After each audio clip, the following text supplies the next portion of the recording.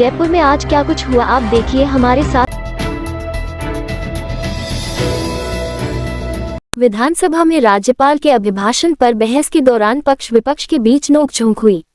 आसन पर मौजूद सभापति राजेंद्र पारीक ने अनुशासन का डंडा चलाते हुए सत्ता पक्ष के विधायक श्रीचंद्र कृपलानी को सदन से बाहर निकालने तक की चेतावनी दी। कांग्रेस विधायक जुबेर खान ने बहस के दौरान डबल इंजन की सरकार पर तंज कसते हुए कहा कि डबल इंजन की जरूरत कब पड़ती है, जब एक इंजन बंद हो जाता है उसे दूसरा इंजन ट्रेन को खींचता है। हमारी पूर्ववर्ती गहलोत सरकार तो एक इंजन से ही चलती रही और कई जन कल्याणकारी योजना लेकर आई। बीजेपी वाले कहते हैं कि हमने आजादी की लड़ाई लड़ी, लेकिन सच्चाई तो यह है कि आपने तो केवल आजादी के समय अंग्रेजों की मुखबिरी का काम किया था। इसका सत्ता पक्ष के विधायकों ने विरोध किया और अपनी सीटों पर खड़े होकर जोर जोर से बोलने लगे। सभी के पास 24 घंटे ही हैं, न किसी के पास एक सेकंड ज्यादा और न कम।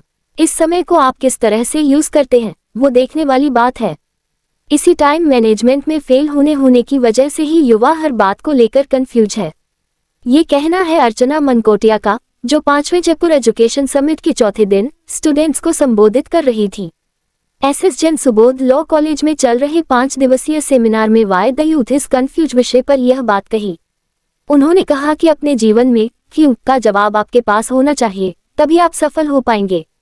इस दौरान बियानी एंड ग्रुप्स के फाउंडर डॉक्टर संजय बियानी ने कहा कि स्वयं को समझना बहुत जरूरी है।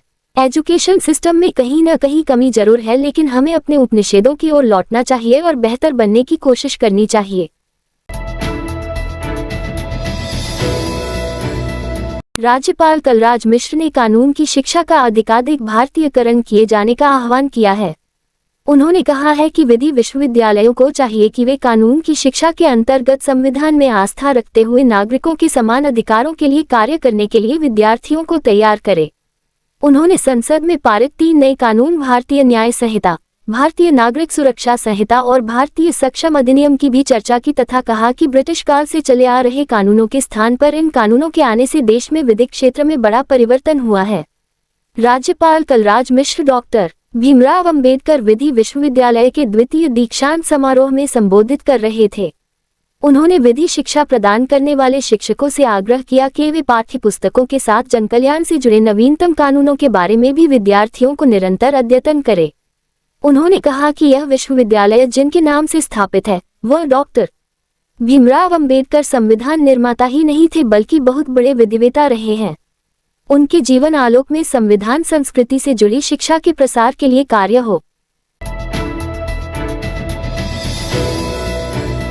शहर में बॉलीवुड अभिनेता शाहिद कपूर और कृति सेनन अपनी आगामी फिल्म तेरी बातों में ऐसा उलझा जिया का प्रमोशन कर रहे हैं। ये दोनों सितारे पहले राजमंदिर सिनेमा गए। यहाँ ये लोग अपनी मूवी को प्रमोट करते दिखे। सबसे पहले राजमंदिर सिनेमा में फिल्म और सॉन्ग का प्रमोशन किया। प्रधानमंत्री नरेंद्र मोदी एक बार फिर जयपुर दौरे पर आ रहे हैं। 25 जनवरी को मोदी के जयपुर दौरे का कार्यक्रम प्रस्तावित है। वे फ्रांस के राष्ट्रपति इमैनुएल मैक्रों के साथ जयपुर के आमेर महल, जंतर मंतर, हवा महल स्मारक स्थलों का भ्रमण करेंगे। इसी के तहत आमेर महल में सजे धजे हाथी उनका स्वागत करेंगे। जानकारी के अनुसार इसके लिए 10 हथिनियों को सजाया जाएगा। इससे पहले इस संबंध में रिहर्सल की गई। इसके लिए हाथियों को सजा धजा कर आमेर महल में लाया गया। प्रदेश कांग्रेस मुख्यालय पर पूर्व पीसीसी चीफ माणिक्य लाल वर्मा की पुण्यतिथि पर पुष्पांजलि कार्यक्रम आयोजित हुआ। इस अवसर पर पीसीसी महामंत्री जसवंत गुर्जर, पीसीसी सचिव अयूब खान, पीसीसी सदस्य शरीफ खान, राजेंद्र आर्य, मंजू शर्मा, राजेंद्र शर्मा, गोपाल, राजेश पांडे, दीपक धीर और सत्येंद्र सिंह सहित कांग्रेस कार्यकर्ताओं और नेताओं ने माणिक्य लाल को श्रद्धांजलि दी। राहुल गांधी की भारत जोड़ो न्याय यात्रा में असम में हुए हमले पर प्रदेश कांग्रेस ने प्रतिक्रिया दी है। प्रदेश कांग्रेस प्रवक्ता आरसी चौधरी ने बयान जारी कर कहा कि भारत जोड़ो न्याय यात्रा जब असम के अंदर प्रवेश की तो लखीमपुर जिले के अंदर भाजपा के ऐसे सामाजिक तत्वों ने उस यात्रा पर हमला किया। जो न्याय योद्धा थे उनके ऊपर हमला किया गया, तोड़फोड़ की गई। असम मुख्यमंत्री हेमंत बिश्व शर्मा ने कहा कि ये जो न्याय यात्रा है वह शहर के अंदर होकर नहीं जा सकती। अगर शहर के बीच से होकर जाएगी तो हम वॉयलेंस का मुकदमा राहुल गांधी के खिलाफ दर्ज करेंगे और 3 महीने बाद में उनको हम गिरफ्तार कर लेंगे। केंद्र की तानाशाह और अधिनायकवादी सरकार के इशारे पर उन्होंने ऐसा किया।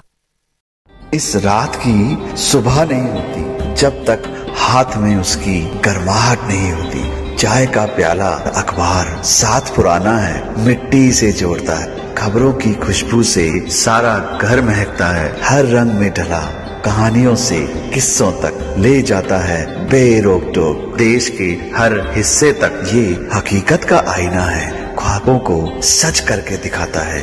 दैनिक नवज्योति, आपके लिए, आपके साथ। ये थे आज के मुख्य समाचार। विस्तार से जानने के लिए पढ़ते रहिए दैनिक नवज्योति। दैनिक नवज्योति के YouTube चैनल को सब्सक्राइब करें और ताज़ा अपडेट के लिए बेल आइकॉन दबाएं।